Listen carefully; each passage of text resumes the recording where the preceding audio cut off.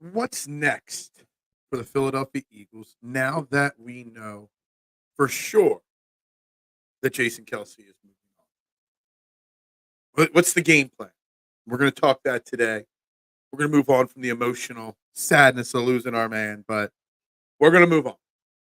Want to also talk the Zack Wheeler contract extension and the Philadelphia Phillies a little bit today. Pitching still a massive priority for the team. So we're going to talk about that. And Sixers, well, they disappointed us last night against Brooklyn. Justin Crosby at 9 o'clock joined us to talk Sixers. That was not a pleasant experience last night watching that game. Trending in the AM live with your thoughts and opinions in 30 seconds.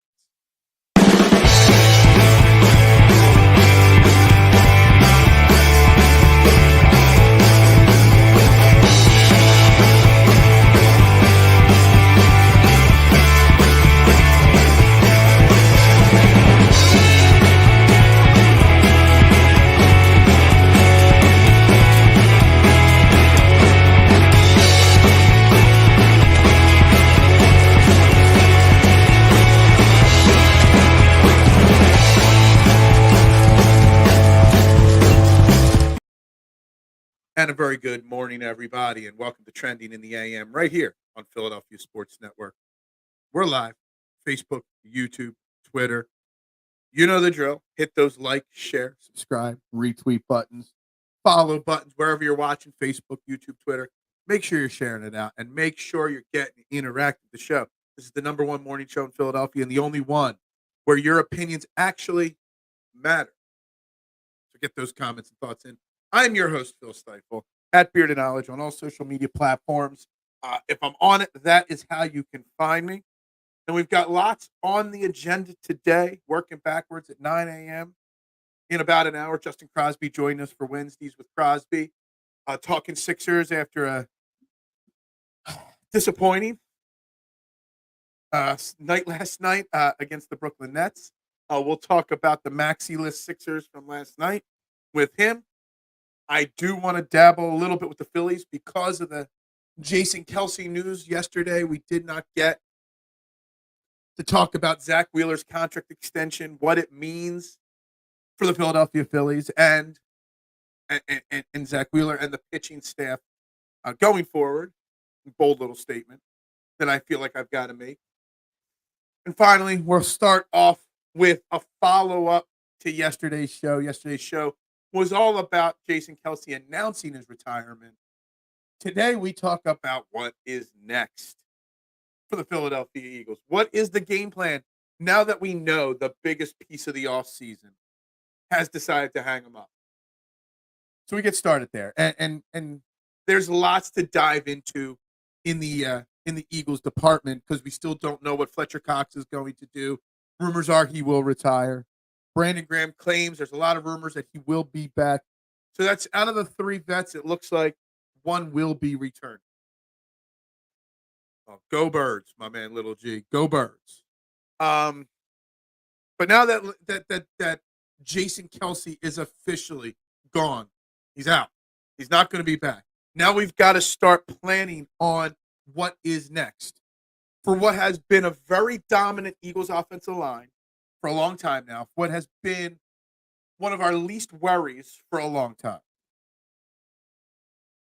We've got Lane Johnson, the vet, one of the best right guards in football.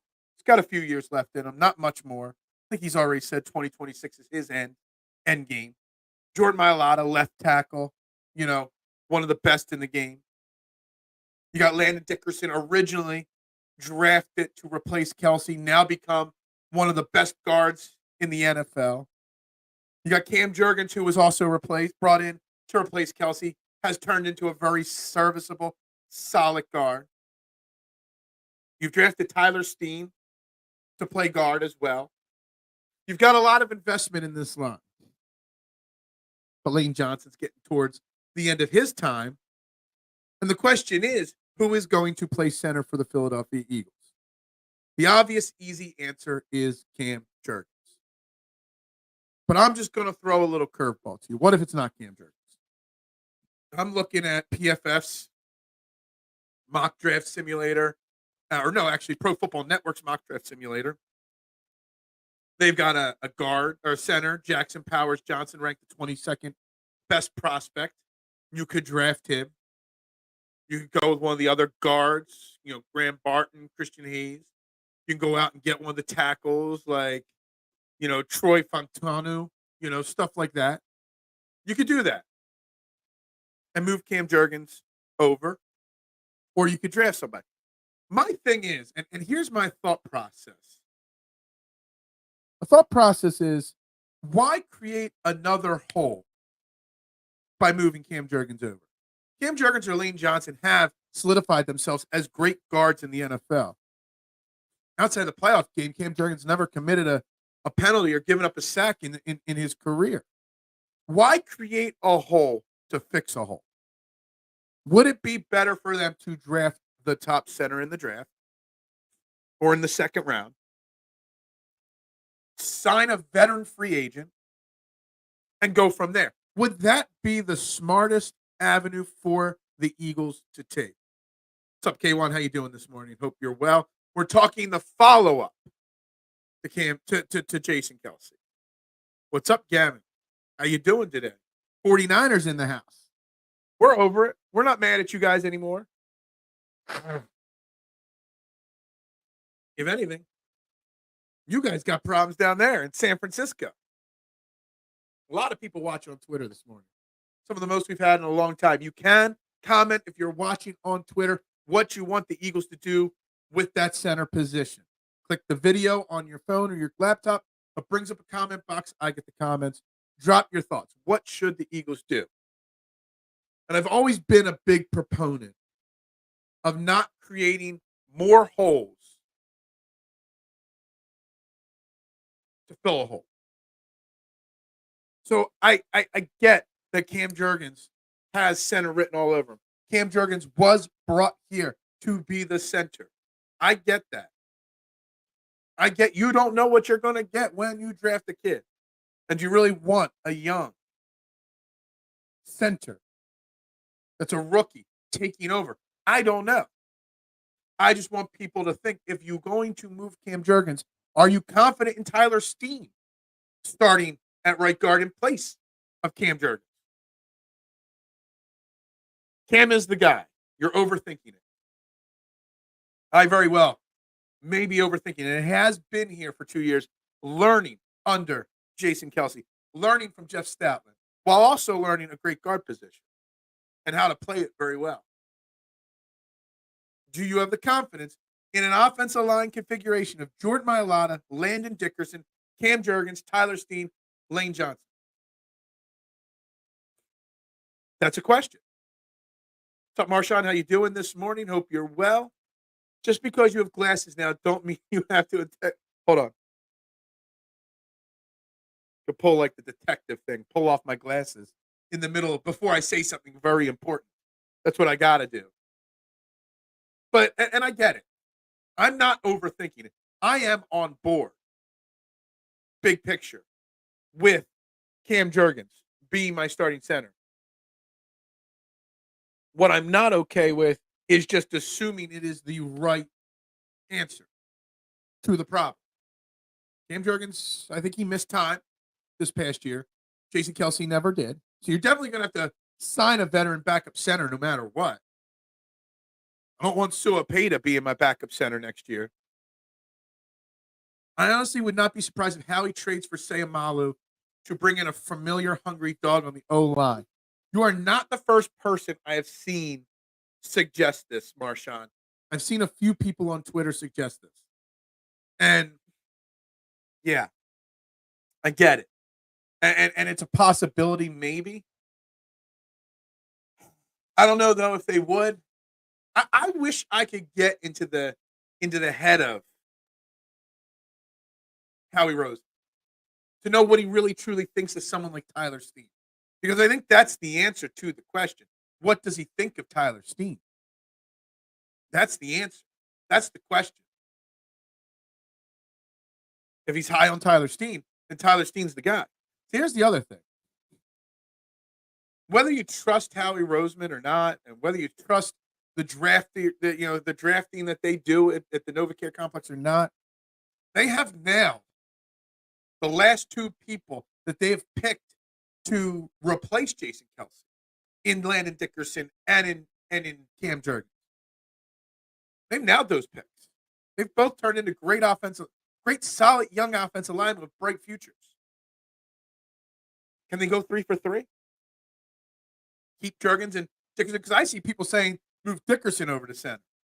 That I'm not on board with. That's not overthinking.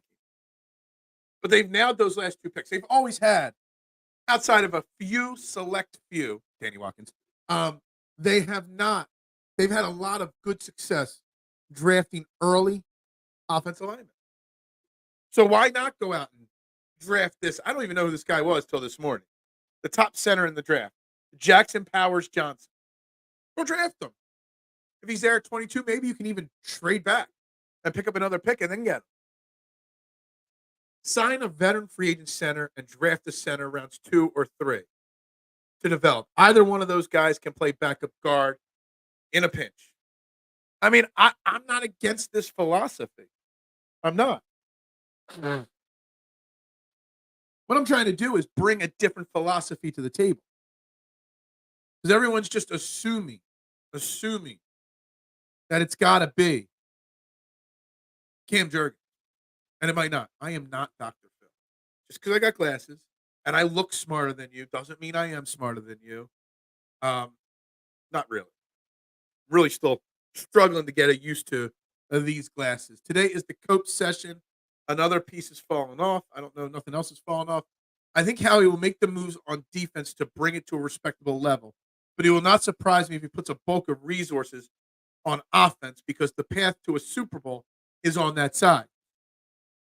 Yeah, Marshawn. This is something I brought up on Twitter last night. Is that where do you want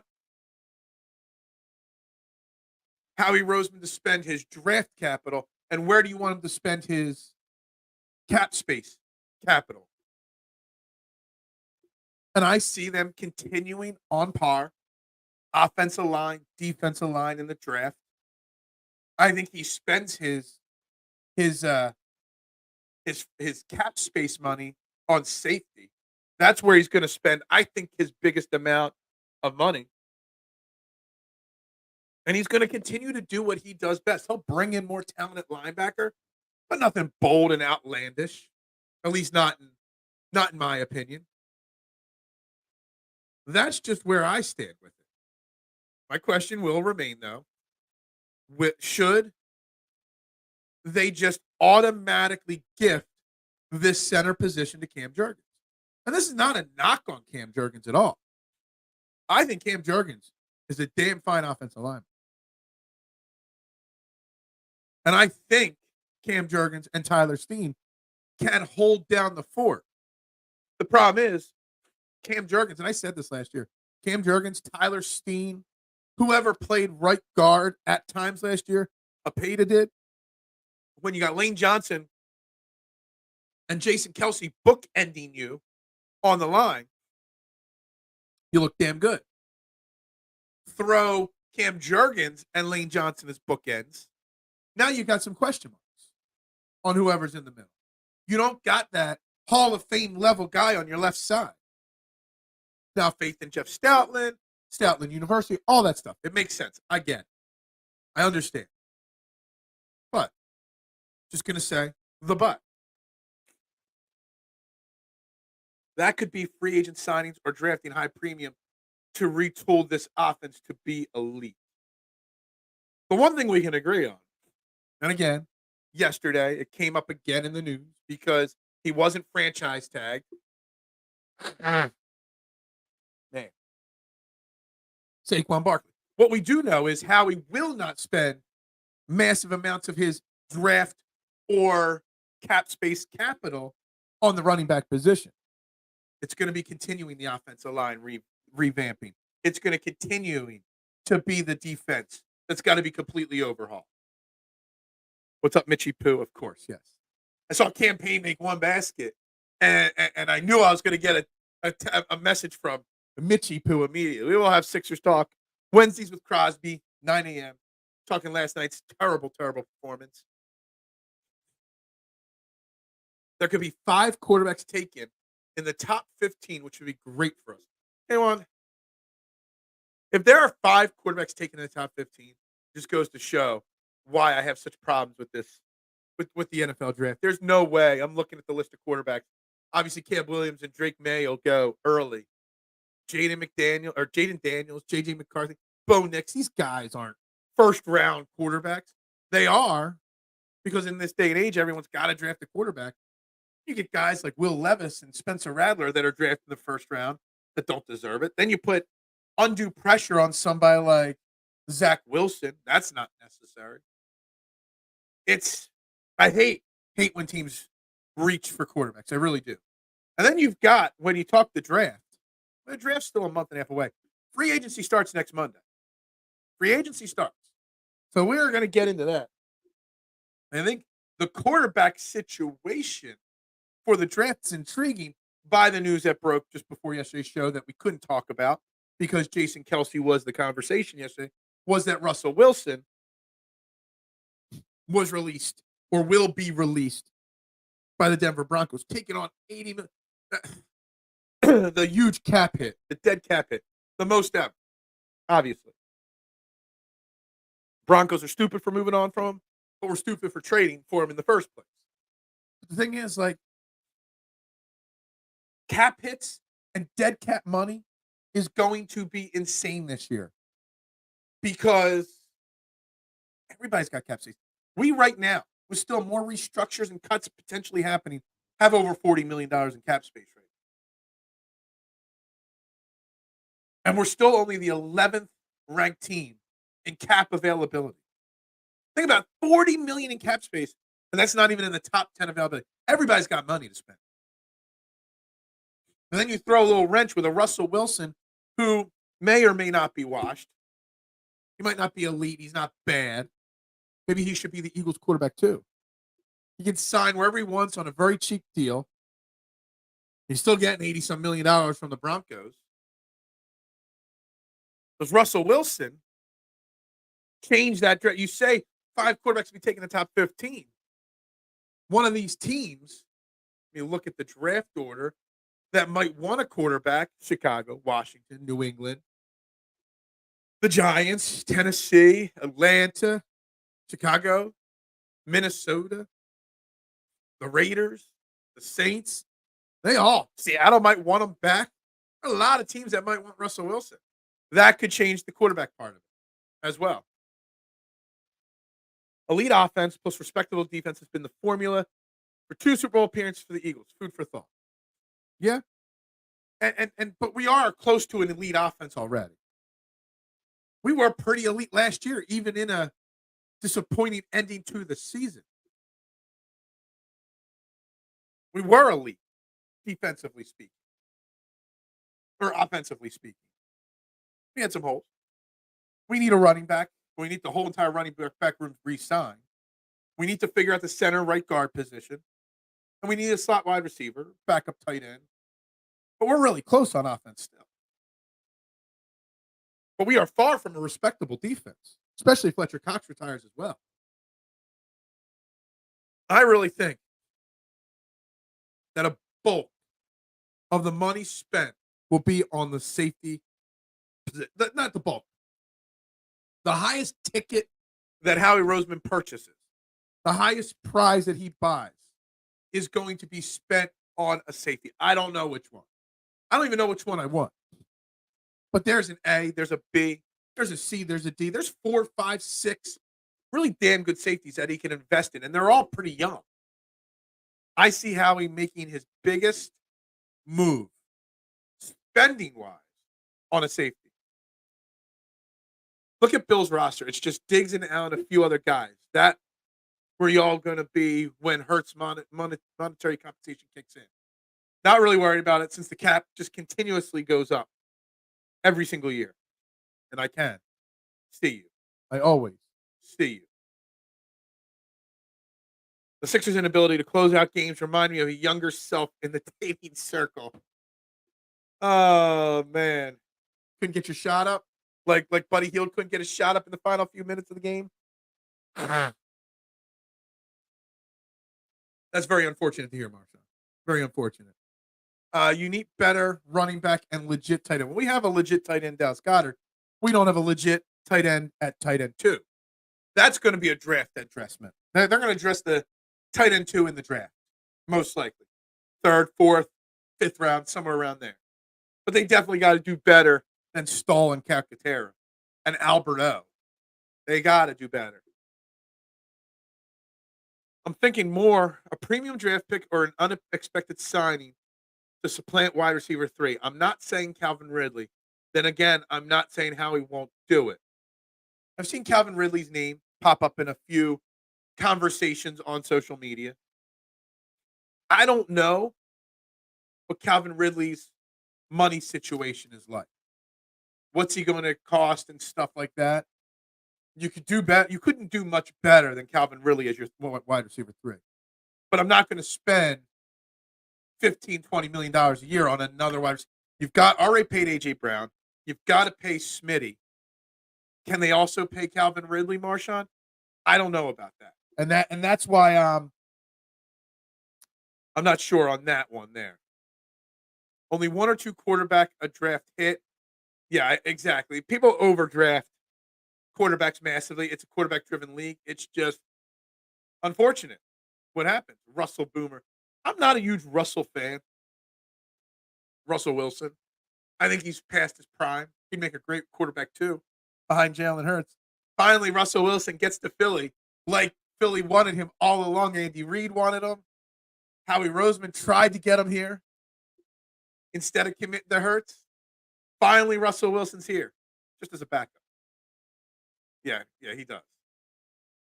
Phil, a tiny 6'2", towers of Bryce. How do you know I'm 6'2"?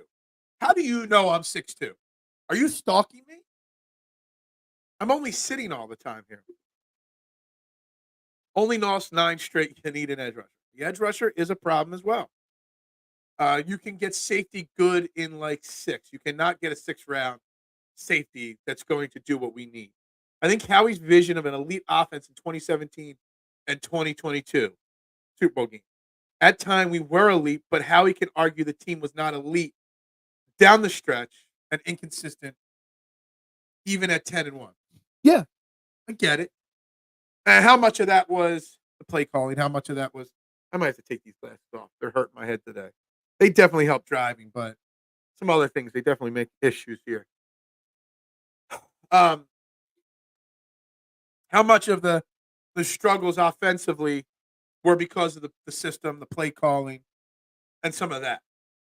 Could that have been the problem? And that we won't know until we see what Kellen Moore is capable of doing. We will learn about Kellen Moore very quickly this season. Week 1 in Brazil. Buddy yield. Yeah, Buddy does not. Yeah. The Buddy healed. How do we say it? The Buddy healed honeymoon is over in Philadelphia. We now got what we thought we got, which is a really nice player, but nothing extra special. I thought of my NFC team Eagles when I saw all the Seahawks safeties cut. Yeah. I don't want Jamal Adams. Jamal Adams is washed at this point. I think it's not a question if they can pay Calvin. It's more will they pay him to bring this offense to an elite level from Howie's vantage point. Okay. And I know you're not saying it has to be Calvin Williams. And I agree, we need a wide receiver 3. We cannot be elite with Quez Watkins and Lamade Zaccheaus as our slot wide receiver and wide receiver 4. Just can't do it. But I don't know. Calvin Ridley is going to cost you a solid amount of money. Maybe not as much. Maybe because he had a slightly down year last year in Jacksonville. Maybe you get him a little cheaper. You got what's his name? Didn't Cincinnati franchise tag T. Higgins or whoever was available there? So that takes that name off the board. Again, we talked how much about drafting a center or a guard or a tackle in the first round. Don't be shocked if Howie pulls that trigger on a wide receiver.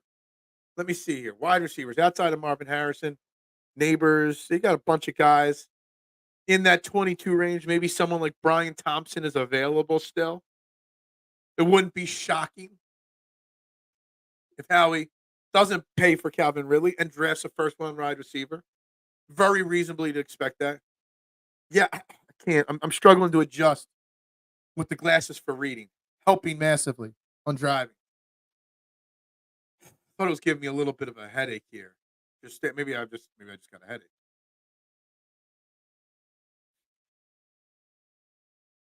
Any surprises? Eagles cut Phil or 12. I think you meant cut. I don't think you're calling me cute. Mahomes is already the best quarterback ever. Maybe there's that. That's negotiable. We need Hassan, Smith, and Swift. If we lose one of them, we are regressing. Hassan, are you saying? Hold on a second here, Travis. We need Hassan Reddick and DeAndre Swift.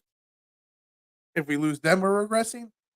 I think the DeAndre Swift conversation is more intriguing than people realize. Oh, so you weren't saying I was cute, TMC? Sorry. Slightly distracted by that. You got Josh Jacobs. You've got Derrick Henry. You've got Saquon Barkley. You've got a lot of guys that are very capable or that are elite, big ticket items at running back. Maybe Swift, because of the year that he's hitting free agency, gets the short end of the stick financially. And maybe you can get him a little cheaper. Maybe. Maybe one of the other guys can be had a little cheaper because the running back free agent market is so deep this year. Maybe. And Hassan Reddick, the rumors, that was yesterday's news. And I mean that by the fact that it kind of started stirring up and then it kind of just disappeared. People stopped talking about Hassan Reddick. I don't know what's going to happen with Hassan Reddick, but we'll learn really soon on that front. The ladies love Phil. I don't know about that. You're right. This offense was elite judging by statistics. 1,000. Yeah, exactly. Consistency is the problem. That's what we need. And I don't think Calvin Ridley changes the consistency aspect of it. We hope that Kellen Moore changes the consistency aspect of it. LL Cool Phil. I've never been called that in my life. Ever. Please don't say hometown discount. I hate the phrase hometown discount. That's why I put a different spin on it and said maybe he signs another 1 or 2 year short-term deal that's a little team friendly, but also gives him an opt-out maybe after a year where maybe he can re-hit free agency next year when maybe there's less options and he can get the bigger payday. Just saying. There is always that scenario that I think could be played into. I love Phil. He actually gives it. Hey, I appreciate it. That's what I try. You don't gotta I watch so many other shows, and the only way your comments get put on the screen is if you pay to get your comments on the screen. Now, that's not what we do here. Yes, super chats are appreciated. They're a nice little bonus, but that's not what we do. We care about you, your opinion. We don't always all see eye to eye. And I think me and you, Travis, have disagreed a few times. But we do it in a professional way, a fun way, an engaging way. Who doesn't love Phil? There are actually quite a few people out there that don't like me. I have some enemies. I have some trolls. I have some people that have backup accounts and backups to their backup accounts and backups to their backups to the backups accounts just to stir the pot. Whatever. Can't please everybody. I can't. I am a glass half full. I get this reputation from some of the core 12 that I'm a I'm a Negadelphian. I'm not. I'm a glass half full. I'm a positive guy. Mitchie Poo wants the glasses back on. I'm really struggling with them this morning. They're really hurting my eyes. I wonder how can I like darken my screen on the computer without darkening what you guys see. I don't know. I got to figure that out. They just hurt this morning. I'm really struggling with that. The glasses adjustment. I am. But back to the point of the matter. If Howie thinks Kellen Moore is the offensive mind to supplant the loss of Shane, then I have to think he puts the resources on this offense. One good, great tight end is not enough. I absolutely agree with you. I think it's a great point. You know, you invested heavily in your quarterback. When you invest in your quarterback like the Eagles have, you want to give them the resources to succeed. You want your investment. How does your investment pay off? Pays off with a Super Bowl. Give Jalen Hurts, give Kellen Moore the weapons they need to succeed. You've got to. You miss angry Phil? I don't even remember what had me so angry last week. What had me so angry last week? You guys loved angry Phil last week. I don't. I enjoyed passionate Phil from yesterday. That's what I like.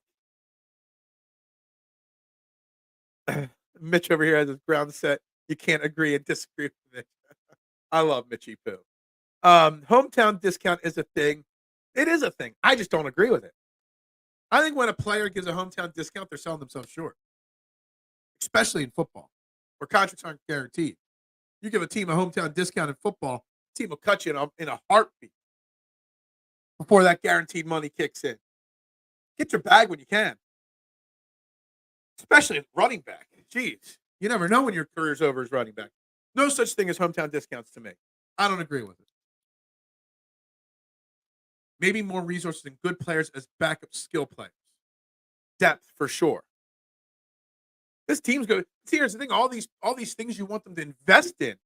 We're not the only team that has a man. Remember, there's 10 teams, not one or two. 10 teams with more. The Washington Commanders have more than double the cap space than we do. Now, you do have, on top of money, the selling point that we are a Super Bowl contender. It's us. It's the 49ers. It's the Cowboys. It's about it in the NFC. If Mitch doesn't like it. Oh, you're talking about on Mitch's show. I'm sorry. Mitch did on this. Oh, man, Mitch, you got some people that don't enjoy your work. It's okay. Can't love it. You can't have, everybody can't love everybody. It was, the Slay and Steven Nelson podcast. Yes, that's right. I forgot. Darius Slay's dead to me. I forgot. Time for me to get angry at Darius Slay again. Moderately irritated Phil is the best Phil. I don't know if my wife would agree with that, but maybe. Who in the draft do we need the most? See, Travis, now I'm not a draft expert.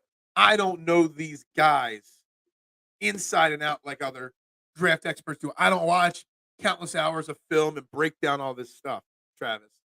But what I do know is we have to hit on the pick at 22. We need to hit on out of 22, 50, and 53. One of them, maybe two of them, better be starting week 1 in Brazil. Wow.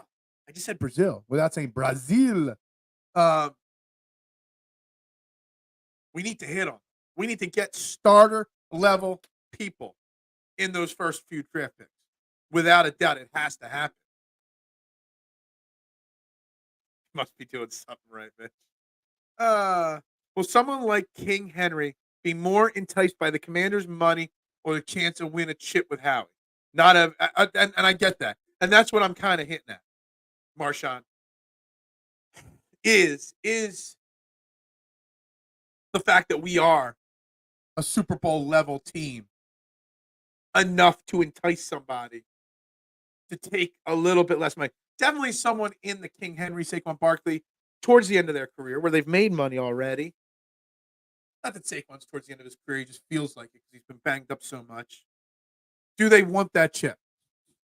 I don't know. Outside DeAndre Swift, there's no running back I'm giving more than a 1-year deal to. I would consider going to a 3-year deal to keep DeAndre Swift.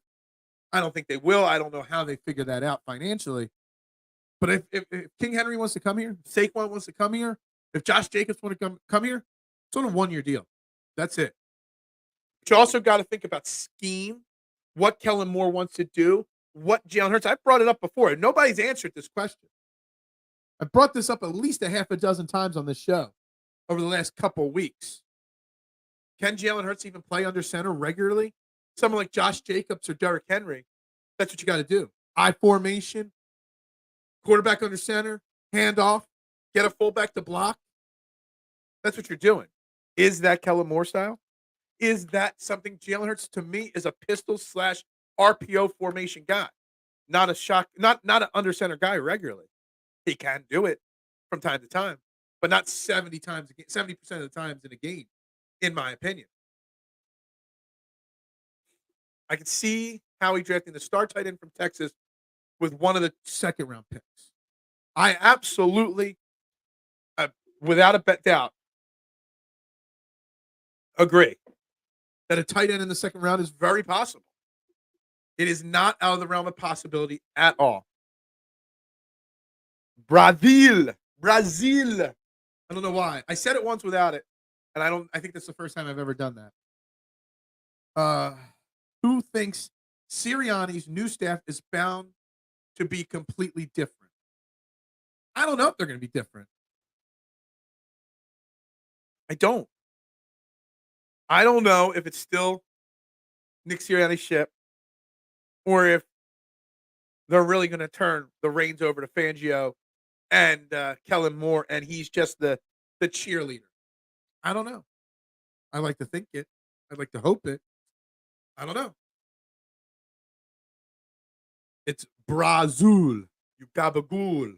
Like gabagool. See, I can say gabagool. But you would end up have $2 to $8 million on the table, and I don't see Henry or Barkley doing that. But they would end up leave $2 to $8 million. Yeah, I don't think they will leave money on the table. I think Derrick Henry, I think Saquon Barkley, they're going to go somewhere where they think they have a chance, but also get paid big. They are. And that's just not Howie's MO. I think Howie is going to try. I think he's really going to try to bring DeAndre Swift back. I just don't know if Howie will go deep enough into the salary cap to bring him back. Well, duh.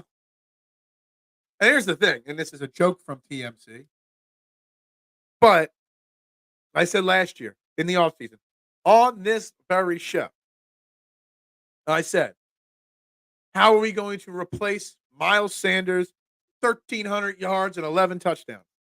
Harry Roseman did, very cheaply, mind you, with DeAndre Swift.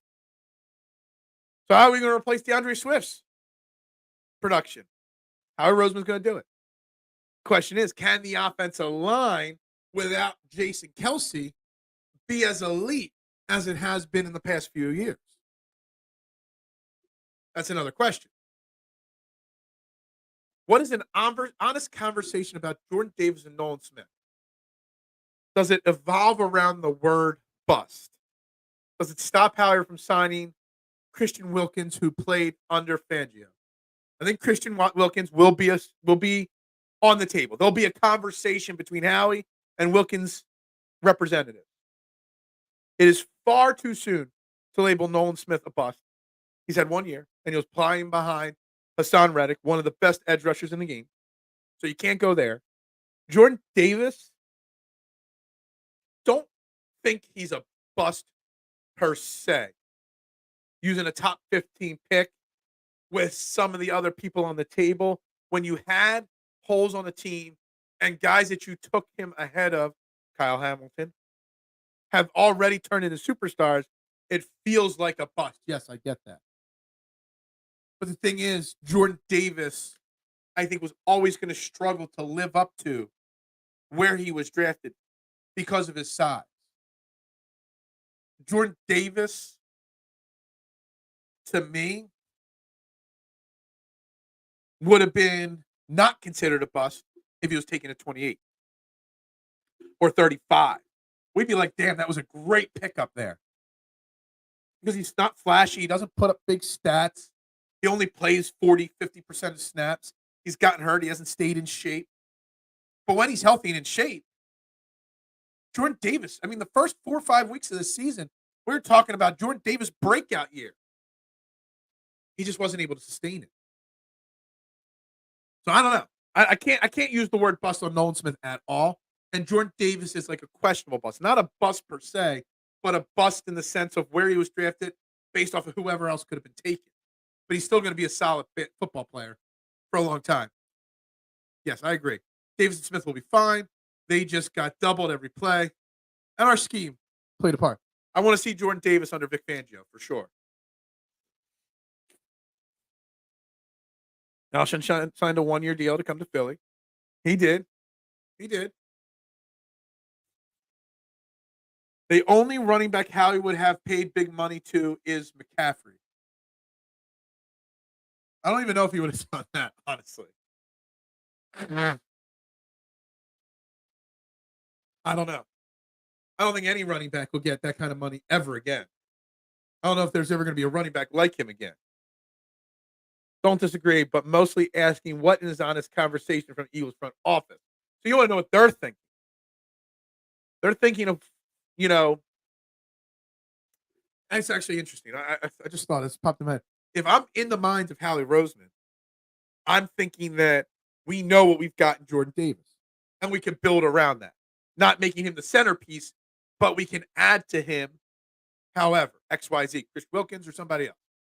Nolan Smith, they don't know. They got to go into the Nolan Smith. If they lose Hassan Reddick, then Nolan Smith is fine. If Hassan Reddick goes on to play elsewhere, they got to have a really solid backup option to Nolan Smith. Or they got to spend big to replace Hassan Reddick. It's easier to build around Jordan Davis and what he's potentially capable of than Nolan Smith because we know less about Smith. NFL stand for take your time. Yeah, exactly. Relax. Stop. Yeah, that's right. That is time to click the stop shirt on the Bus Talk. Check out T-shirt store in the description down below. There's a link.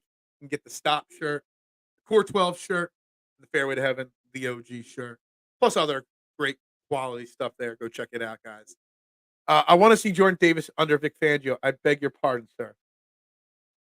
Can't. Never mind. I was gonna make a bad joke there, but yeah, no.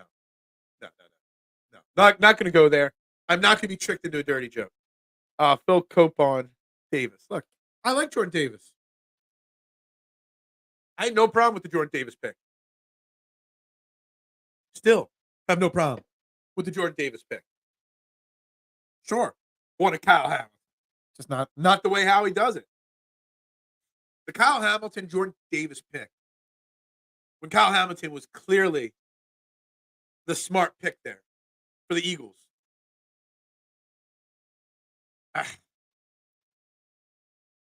It tells me that they're going to spend money in free agency on safety and not draft one. It tells me they're going to spend money elsewhere, and on that draft pick at 22 is going to be offense or defensive line, and a smidge of a chance at wide receiver, and that's it. Yeah, pause. Yeah, exactly. You need an edge rusher. We do.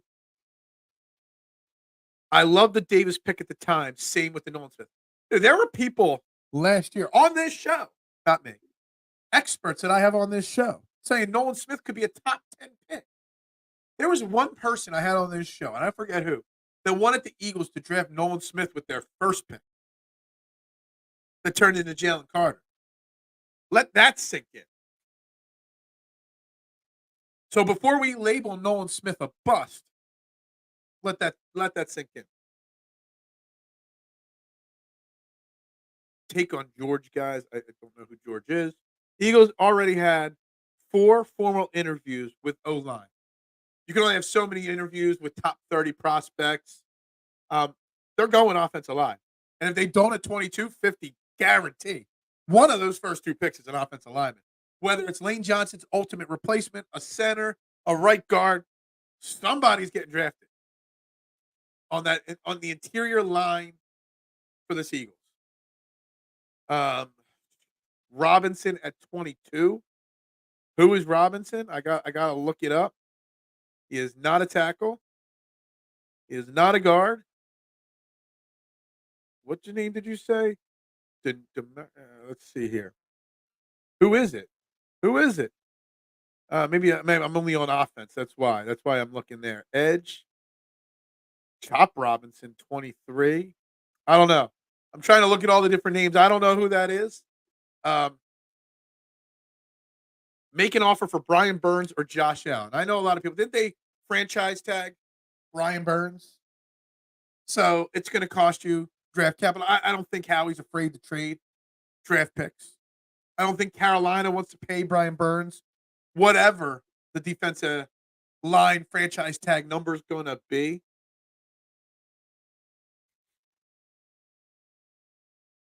But Brian Burns, I would be okay with it. Younger version of Hassan Reddick. But do you? I know we talked about Hassan Reddick a lot. But is it better just to extend him for 2 to 3 years? Give him the money he wants and trade draft capital and then pay Brian Burns. I know Brian Burns is younger, but you know what you got in Hassan Reddick. You've already lost Jason Kelce. One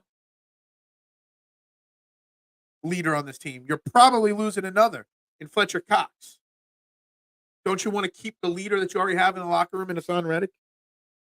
I don't know. Nolan Smith is greater than the combine. Yeah.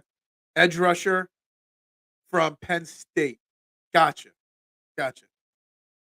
Again, I don't know these. I got to spend some time at work when I have some free time. Maybe doing a little reading and research on some of these prospects so I can figure it out. But these names will keep popping up. Chop Robinson, he's listed under. Edge rusher, Penn State, ranked the 23rd prospect on ProFootballNetwork.com's mock draft. Gotcha. I don't know. Nolan Smith is a Birmingham Stallion. We too old on defense. Are we, though? Are we? Fletcher Cox is gone. Your defensive line is basically Jordan Davis, Jalen Carter, Josh Sweat, Hassan Reddick, young to average. Milton Williams, young. Linebacker, we don't have any. So they're not young or old. Quarterback, you got Slay and Bradbury old, but you've got Ringo Ricks, Isaiah Rodgers, young. Safety, Reed Blankenship is young. Sidney Brown is young. So I don't know. I don't know if we're as old as you think on defense because we're losing one. I think we're older on offense. We're more questionable on offense. I think the age thing is overblown on this Eagles team. You'd be too old if you could afford anyone. I don't know. Before Sydney isn't coming back till I saw this. If at all, K1. Achilles late in the season or ACL. You still got to spend big money. Big money at safety. You do. And this is the free agent class to do it. And look, you spend big. You find the next Malcolm Jenkins type guy that can anchor the back end of our defense for the next 5 years.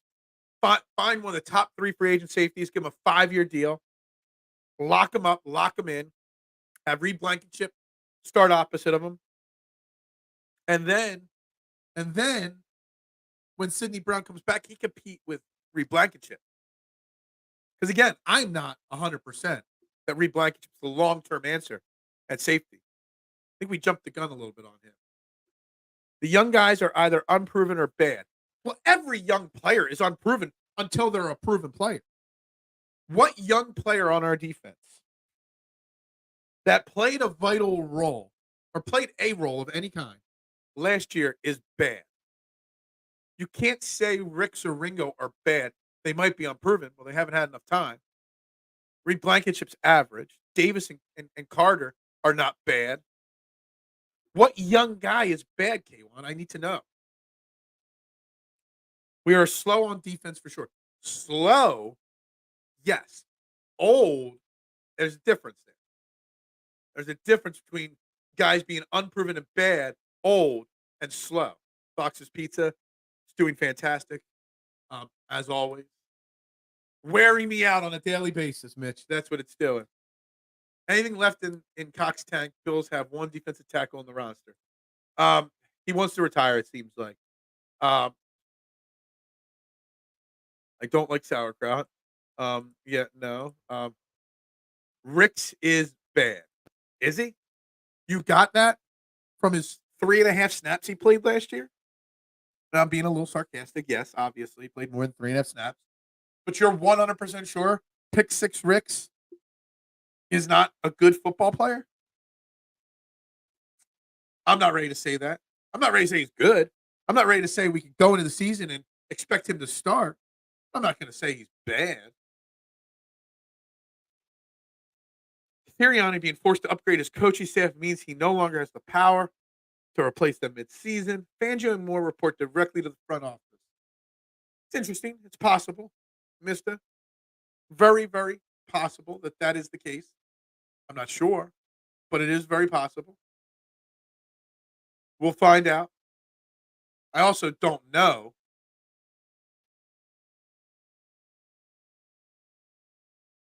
who made the final call on Fangio and Kellen Moore. How much of it was Nick Sirianni said? Slay is mid. He's still the best we got. Reed looks more like the most long-term answered safety than anyone from the farm in the past 10 years. I just don't know about Reed Blankenship, Marshawn. I don't. He is a nice player. He's a solid player. I don't think he's a great player. I don't think he's a bad player. I think Reed Blankenship would benefit from having an elite safety standing next to him. I see too much boomer bust from him. He hits hard, but he misses tackles. He takes bad routes sometimes to the ball carrier.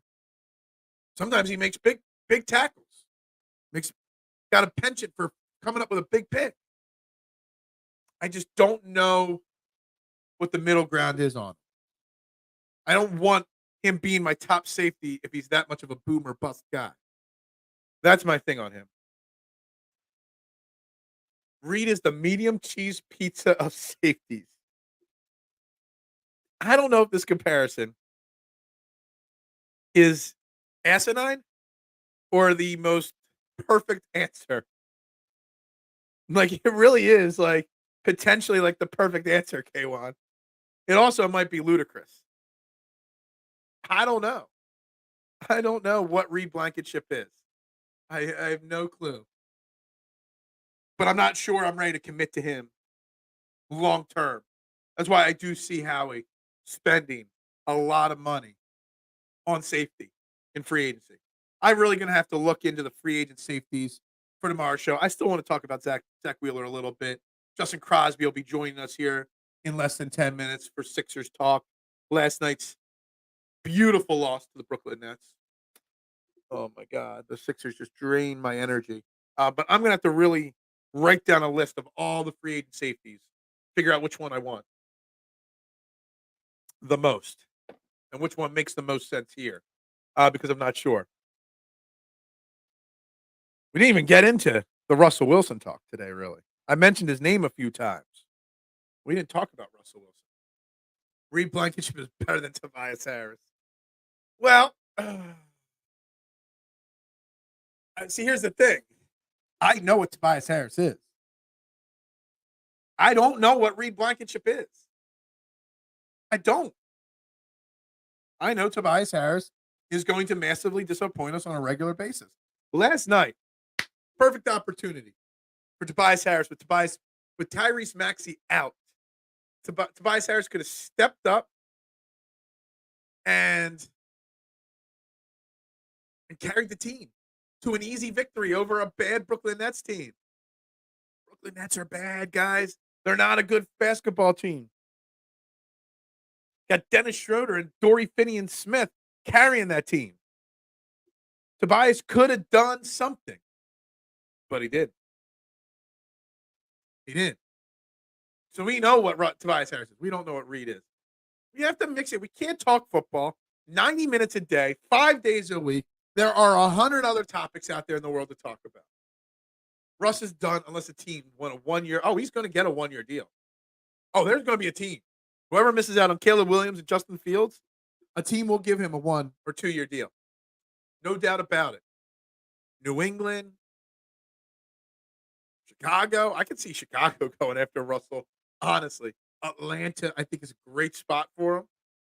Tennessee, a great spot. Minnesota, if they move on from Kirk Cousins. The Broncos need a. Oh, that's right. They just cut him.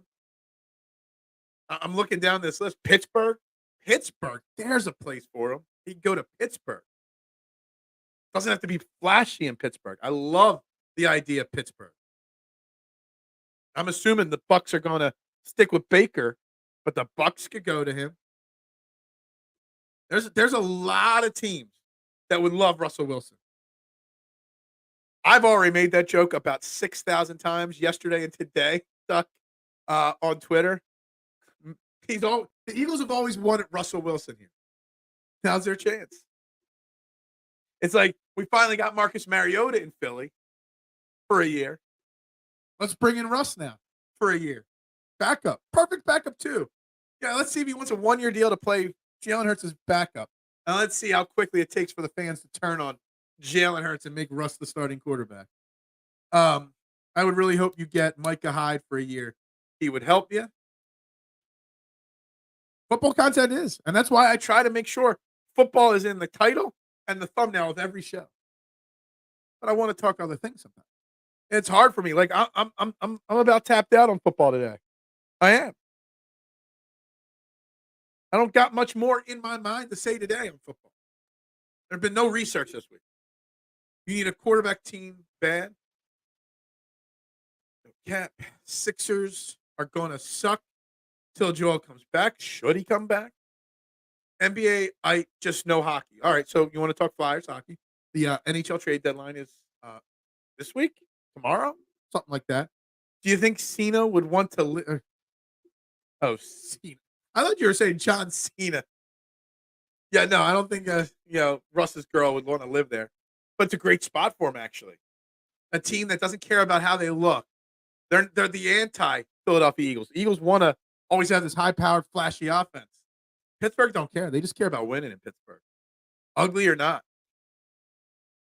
But he'd also be going to a very difficult division with Joe Burrow, with Lamar Jackson. I think a place like Atlanta with Kyle Pitts, Bijan Robinson, Drake London, I think Atlanta's a perfect spot for him. Unfortunately, I think Washington's a pretty solid spot for him as well. I just don't want to have to face him twice a year. Phil gatekeeps very carefully when he has a nice young lady. I can't have ladies on this show. You guys are just terrible. Flyers could win the cup and Phil would ignore it. If they get to game 2 of the Stanley Cup, then I'll talk about them, okay? I promise. And I do talk to Flyers. I just can't spend more than 5 to 10 minutes talking hockey. I just can't. Hockey's on the bottom part of everybody's mind. Can't help it. This is so off base. NFL is greater than UFL, greater NBA, WWE. That's first off. You got golf and tennis way too far down that list. All right. You want me to turn this into a tennis show? We'll talk tennis. When Wimbledon rolls around, we'll talk it. I'll make my major predictions on this show. Seriously, Mitch, why would you depress me this morning? You're telling me only 4 people that have watched this show have liked this? Because 2 likes are always from me. 4 people have liked this show. You're watching Trending in the AM on Philadelphia Sports Network, the best damn morning show in Philadelphia. And 4 people hit the like button. What an outrage that is. Massive, massive, massive outrage. What do you guys do? Come on. Get your shit together. Primetime golf is at the end of this. Primetime golf sucks, okay? It's an outrage, Mitchy Poo. It is. Sticks like my foot. Like what? I don't disagree that Reed is untouchable But from the perspective of the amount of trust and playing time this team has given him, it leads me to believe they view him as a long-term solution. Or just the best option they had. At the time, I think you could get much better than Reed Blankenship. You can. I really, really, truly believe that. Guys like this. 6 likes, terrible, terrible, terrible. Now 7 likes, still. Trending apparently not. I'm not a trending enough, obviously. Obviously. All I could say is that obviously people care less about the success of trending in the AM. I'm going to take the Core 12 t-shirt down and change it to disappointment as the word underneath the logo. That's what I'm going to do. Yeah, there must be some Cowboys fans watching. That's right. Lucio hasn't watched in a little while. Bow, wow, wow, yippee, yo, yippee, yay. Bow, wow, wow. See, I can do it. See, you guys all just like the show randomly after Mitchie Poo calls you guys out. There's 11 people watching on YouTube right now. There should have been 11 already. We got something like 126 people watching right now. Most of them on Twitter today. Only like a dozen of you on YouTube. The sound out the Eagles brings me to another day. I don't doubt you can get much better than Reed. I doubt it's Sydney, especially with that injury. Absolutely agree. Absolutely agree with you, Marshawn. Look, I'm not saying I don't want people to think I don't like Reed Blankenship. I don't want people to think I want him off this team. I'm just saying that I'm not sold as him as the long-term answer. Hence why I said they should bring in one of the top safeties in free agency, dump a load of money in him, and then when Sidney Brown comes back, he can compete with Reed. I still think Sidney Brown is more of a flex type of player. He's got more development to do anyway, even if he wouldn't have gotten hurt. But it is what it is. Yeah, we're not stopping the count yet, okay? Other people might like to stop the count. I'm not stopping the count. Well, Tobias Harris last night, Mitchie Poo, had 18 points, 37 minutes. Tyrese Maxey, Joel Embiid out of the lineup, and the best Tobias Harris could give us was 18 points on 16 shots. Yeah. Not good enough. You're not going to start that conversation on this show, ever. We pulled in the uncommitted votes. Okay, gotcha. Maybe Mitchell should call out the chat more often. I know, exactly. Exactly. The PSN elect was rigged for not Phil. Maybe. Are the Panthers married to the idea of keeping Jace Horn? I don't think the Carolina Panthers are committed to anything, period. The Carolina Panthers are one of the most poorly run organizations in all of football and have been for quite a few years now. The Cookie Man striked again last night. Last night, again, is an exact reason why Daryl Morey failed this city at the trade deadline. Again, Mo Bamba now starting over Paul Reed because Paul Reed is obviously what I've always said, a bench guy. Paul Reed had a bad game last night. Mo Bamba stinks. So you had to play Nicholas Batum 32 minutes. About, I'm going to ballpark here, 15 of those minutes as the backup center. Nicholas Batum is not a backup center. What are we doing here? Tobias Harris could have made a statement last night. But instead, he's like, nah, don't want to give you guys too much. I had 1 or 2 good games. I don't want to tease you guys too much. Horn always hurt. Reed Blankenship outplayed his minimum salary contract. He's not going to destroy his body before he gets paid. He's not even getting average starter salary. It's going to be his 3rd year. So I guess he's got 1 more year till he can get an extension. Maybe. I think something like that. Trey White will be cut. What about the Packers? Are they married to the idea of keeping Jerry? I don't know. I don't know where the Packers stand. The Packers intrigue me as a football team right now. Because the Packers, a lot of fans are jumping all over the Jordan Love hype train because of the second half of the season and what he did in the playoffs. And I'm just not sure.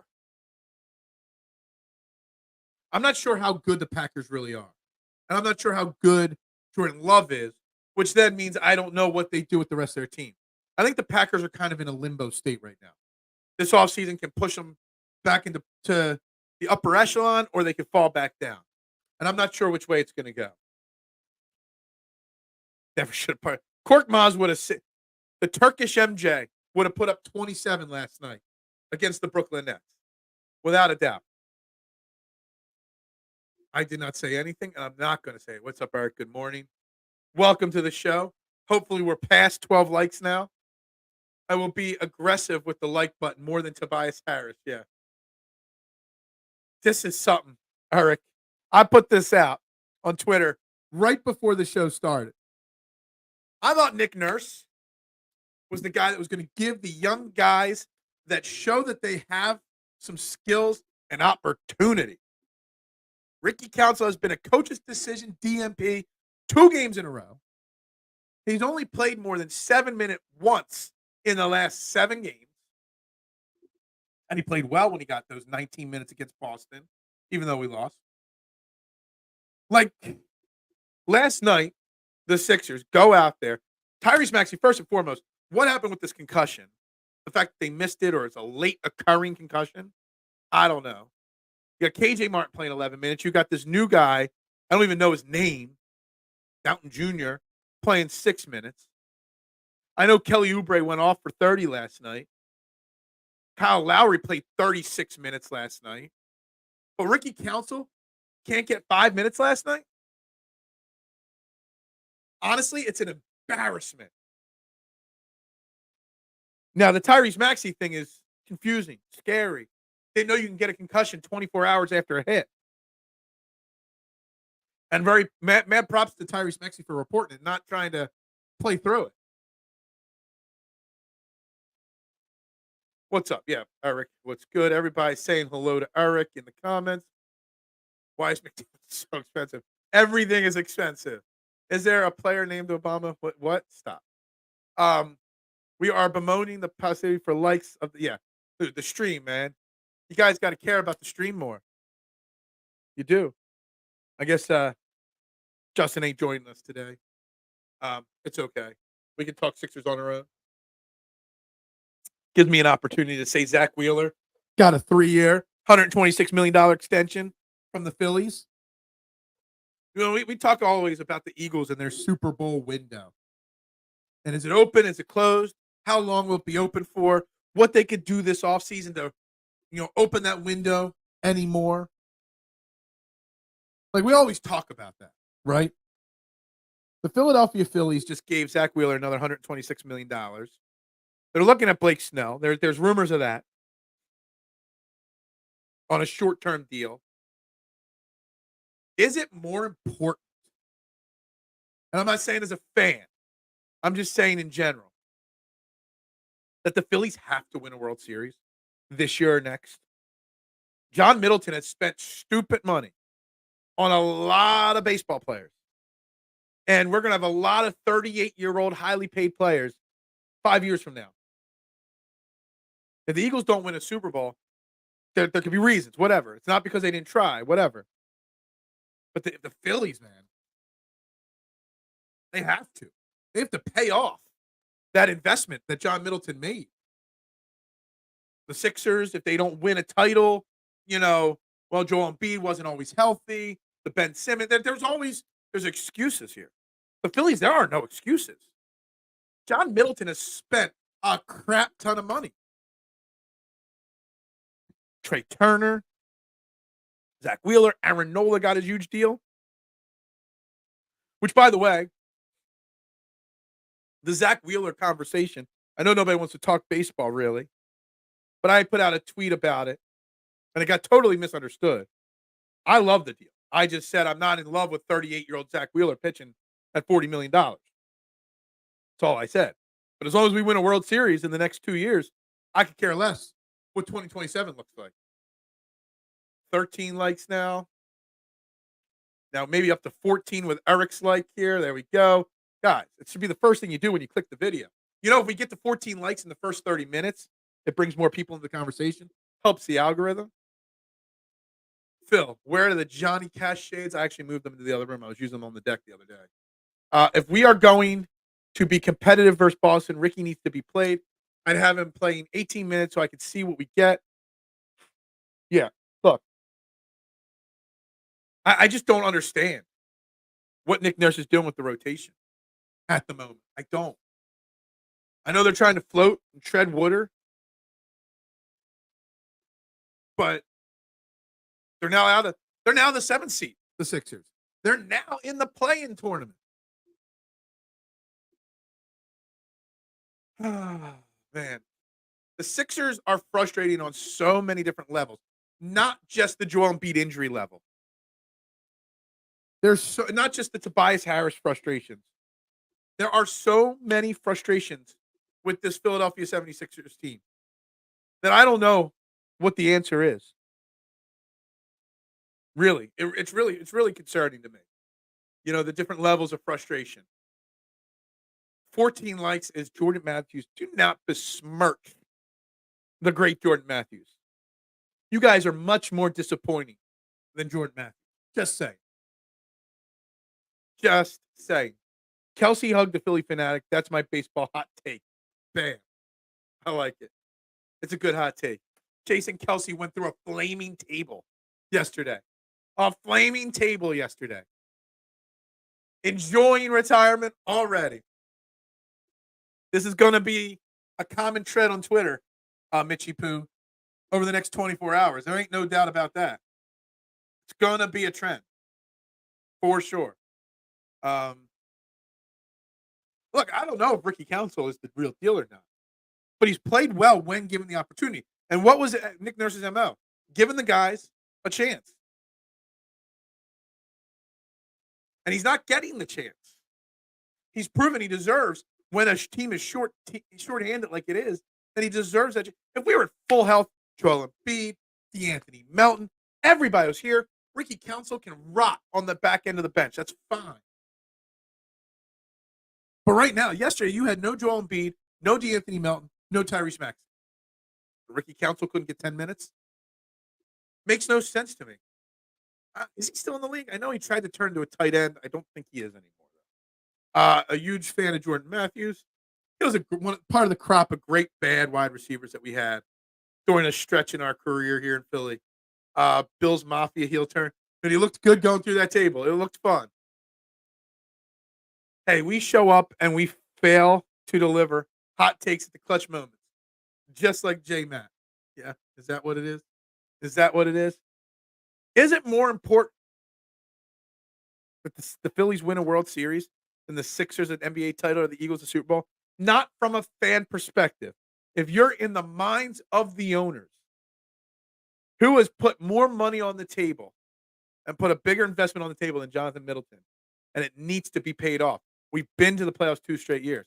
Buster Olney tweeted out this morning that his World Series prediction is Phillies beat the Yankees in the World Series. And Buster Olney's one of the legends, one of the best. And he put it perfectly. Not only did Jonathan Middleton spend a lot of money, he's willing to spend more. So if Dave Dombrowski wants to bring in a lockdown closer at the deadline, go for it. If you want to go get Blake Snell on a 2-year deal, go for it. John Middleton wants his trophy, and he's putting his money where his mouth is. Now, it's tougher for Jeffrey Lurie to do that with a salary cap. Same thing in basketball. Well, in basketball, Josh Harris just doesn't care. I feel it is so important for for the future of Philadelphia Phillies baseball to win a World Series now. Because if John Middleton gets a return on his investment, gets his trophy back, then he'll continue to do it. If we bust out in the next year or two and don't win anything, at least don't make it back to a World Series, he might second guess it. I would never. AI is run by an algorithm. How do we know you're not an advanced software program with realistic CGI?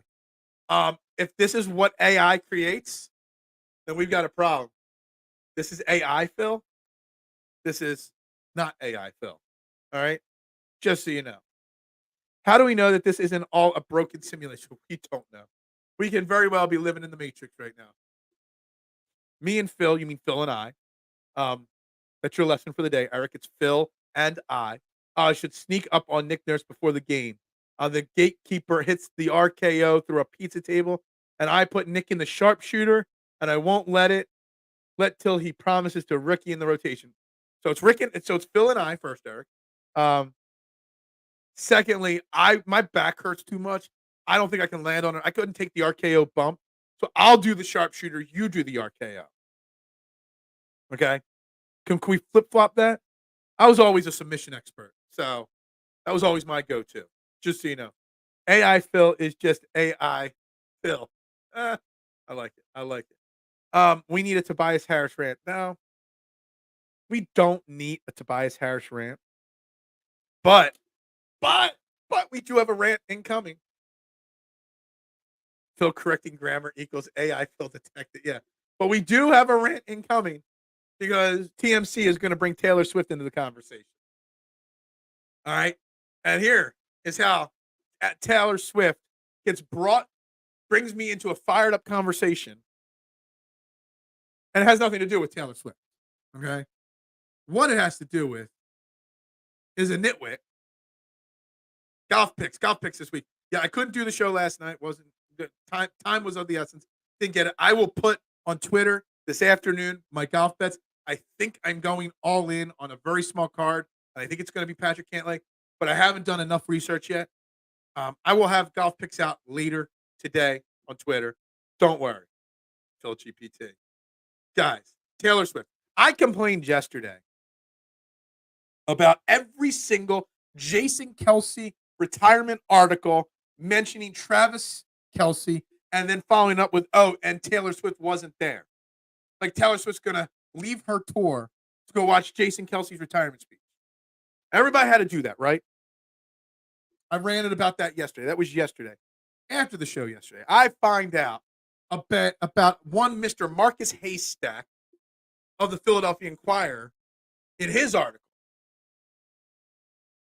and saying Kelce retired basically because for the last 9 years he's had a babysit 2 quarterbacks. He's basically been a nanny for the last 9 years, and hinting at that he had a babysit Carson Wentz and he had a babysit Jalen Hurts. Marcus Hayes has become the local version of Dan Sillyman, the local version of Chris Simpleton. You cannot just write a simple article congratulating Jason Kelce on a Hall of Fame career. You got to throw your subtle digs at Jalen Hurts and Carson Wentz. Hey, maybe Jason Kelce should be thanking Carson Wentz and Jalen Hurts. Because Jason Kelce, before Carson Wentz took over for quarterback, was a middling center. He didn't become the all-pro center until he got Carson Wentz. But instead of making the article about Jason Kelce and his legendary career, he decided to go all in again and bash Jalen Hurts. And it pisses me off. It really does. The haystack, man. It blows my mind that a newspaper, like, this is not even a clickbait thing. This is more of him making the article about his agenda and not just honoring. Every single person should have just honored Jason Kelce with their article. Clicks, I know. But the only way you knew about that is if you clicked on his article. I refuse to click on his articles. I refuse to. No need for him to bring that into the Jason Kelce retirement conversation. None. And it just pisses me off. It does. We don't need a Daryl Morey rant today. Today, I already kind of semi-ran it that he failed this city. I'm slamming Marcus Hayes for his idiocracy. Yet I'm sitting here with 14 likes. Yet Marcus Hayes is out there getting paid buku bucks to write jackass articles on a weekly basis. Phil and I will sneak off. Since we are flip-flopping, I am hitting the stunner, followed by the derp. Okay. Well, if I could choose, I'm going to go for the Lion Tamer. The Lion Tamer would be my choice. The sharpshooter would be a very close second. Maybe a Boston Crab, half Boston Crab. Taylor Swift needs to work. How's she going to fly for 24 hours into Philly for a few hours to fly? Yeah, exactly. Everybody put Taylor Swift. That's fine. I get it. Taylor Swift equals clicks. I know. The algorithm and just having her name in an article helps. But Marcus Hayes is bashing his nanny comments. That's not going to help the algorithm. People getting pissed off will. But man, an embarrassment, his article. I'm assuming. Here comes Bestville. Dude, I don't want to be fired up. I don't want to be fired up. I don't. I want calm and collected. I got to go work 12 hours. I don't want to use all my energy right now. I hate the fact that I bust my ass here every day to put on, as Travis said, one of the shows that actually cares about the listeners. Bust my ass every day to come on this show. Even when I don't feel like I was tired this morning. I did not want to. But I'm here. I'm doing it very, very, very, the way I feel is the right way to do business. Yet the people that get paid the big buku bucks are the ones that say asinine shit on a daily basis.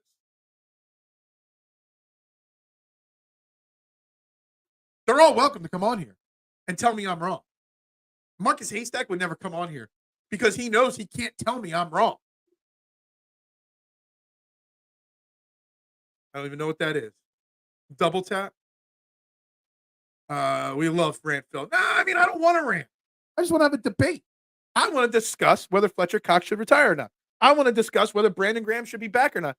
I want to discuss do the Phillies have to win the World Series to justify John Middleton's spending? That's what I want to talk about. I want to talk about Russell Wilson being quarterback 2 behind Jalen Hurts. But no, I got to mention the Haystacker making asinine comments. If Taylor Swift was a guy, they wouldn't even talk about him not being there. Yeah. So do you knee on neck line? Well, that is the only way to do the lion tamer. The other one is the walls of Jericho, is what you're thinking of when he just basically takes a poop on a guy's back, because that's what it looks like. You got to go knee on the back of the neck. That's the lion tamer. That's the only. When anybody calls the walls of Jericho the lion tamer, they are wrong. Just so you know. The walls of Jericho is just a full Boston crab. I'm sorry. I apologize. The algorithm. I'm going to get dinged on YouTube, even though I check this is not for kids. I know. Chat loves potty mouth, though. No. We'll stop that. Let's play WWE Jeopardy. 50 finishing moves for 500, please. Hey, we could. We could play finishing moves for 500. We could. Guys, I apologize. Back to relax. Let's free Ricky Council. Okay? Let's do that. Let's debate Russell Wilson as our backup quarterback and how long it would take for the Eagles fans to start calling for him to be starting. Let's do that. Let's talk about me putting my glasses back on for the final 2 minutes of the show. I've been the best in the world at everything since day one, ish. See, I threw 4 different references into one line there. Let's face it, Ralphie had a legitimate beef. Did he? Are you sure about that? As he slowly get to his feet, boom, DDT. You know what? There are 2 wrestling moves, if we want to make the final 5 minutes about wrestling, and wrestling moves for 500, Alex. There are 2 finishing moves that I think have become too common, but are still so devastating. I wish they were still people's finishing moves. The basic DDT and the basic spine buster. The Jake the Snake DDT, or hell, actually, I might go the Raven Flow DDT, and the Arn Anderson spine buster. They look legit painful to knock you out. Make them finish. Finishing moves become too complicated nowadays. Woo woo. Prime time turns heel. Woo woo woo. You know it. Guys, gotta start the wrap up process here. I do have one catering order, so I do gotta leave right on time today. We'll get back tomorrow. I'm gonna have a list of the safeties for tomorrow. We're gonna break down the safeties for tomorrow. Who I want. We're gonna start there. We'll see what else pops up. We'll talk more Phillies. We'll see what else pops up. We'll see who pisses me off in the media next, that can fire me up. Arn Anderson Spinebuster was a thing of beauty. Damn straight, Eric. Damn straight. Arn Anderson is one of the most underappreciated wrestlers of all time. He's done great as a producer and managers late in his career. His career was cut short by concussion issues. Second most important four horsemen ever. One final rant for the day. I don't have any more rants today. I don't need any. Sopranos talk is greater than Phillies talk, says you, K1, who only liked this video one time. I've liked this video 2 times. So my opinion matters more than your opinion, K1, because I like the video twice. And then when I get to work, I'll like it a 3rd time. So I got 3 accounts to like this video from. So just saying, K1, my opinion matters than yours. I said your opinion matters in this show. Everybody's opinion matters, but K1. Just going to say, there's my final rant of the day, Mitch. Everybody's opinion matters, except for K1. Oh, Nitro. Are you seriously asking me this question with 4 minutes left in the show? Because I could go on and on and on and on. Depends on era. My favorite wrestler, or who I think is the best. I think Ric Flair is the best of all time. I think he's hurt his legacy a little bit in recent years. Shawn Michaels is one of the best of all time, for sure. I would probably put Ric Flair and Shawn Michaels as the 2 best in-ring wrestlers of all time. Now, I do appreciate Hulk Hogan for what he did for wrestling. And Stone Cold, 2 words. Stone Cold, Stone Cold, Stone Cold. There's my JR voice. He was the best for a few years. But I don't know. While he's one of the best, he would be in my top 5. I put him in The Rock, actually, a little further down my list than most people. Love them. They're some of the greatest of all time. Just a touch down the list. My waste management business will like this video a 2nd time. You better. You better. You better. Another like. There you go. Who's the worst wrestler of all time to you? The worst wrestler that ever got a lot of mainstream or big time, I think, Bob Backlund. Never liked Bob Backlund. Never did. The Icon, Sting. Congratulations on your retirement. It's about damn time. The People's Elbow is... Yeah, the People's Elbow sucks. Guys, we got to wrap this show up here. If you want to know my favorite wrestler, you got to ask that question with more than 4 minutes left in the show. Because I can't go overtime today. Who you have for the 2nd best wrestling league? I got EC. So, oh man. WWE and WCW. I was early on a WCW fan, but I quickly gravitated to WWE. ECW original, for sure. I don't have a problem with AEW. I don't like it. I'm a huge TNA fan. I would put TNA as the 3rd best. WWE, WCW, 1, 2. Debate that all you want. 3, I'd put TNA. Especially from their early onset through until Hogan and Bischoff got there and ruined everything. TNA for a stretch there with Bobby Roode, with AJ Styles, with young Christopher Daniels and James Storm and Beer Money, America's Most Wanted, the X Division, the Motor City Machine Guns. I was a huge TNA fan. I still am to an extent, except Fios took away Access TV, so I can't watch it now. Look, we can't get into a long wrestling comment for the wrestling. Yeah, look, I love it, man. I appreciate you, my man. Don't save wrestling for the last 5 minutes. Exactly. I hated Shane Douglas for a while, but he was just, Shane Douglas, when you hate a wrestler, they're doing their job. Guys, we got to wrap this up. Trending in the AM right here on Philadelphia Sports Network. Back tomorrow, 8 a.m. live, as always, every day. Who knows what's going to be talked about tomorrow? But we'll be here talking about it tomorrow, guys. Everybody have a great Wednesday. Stay tuned on Twitter for me, at Beard of Knowledge, at Fairway to Heaven for my golf picks for the API. I will get them out later today, guys. Something. I don't know what, but we will get it out. But everybody, have a great day, and we will talk to you guys tomorrow. Back to it, guys. Let's go Birds.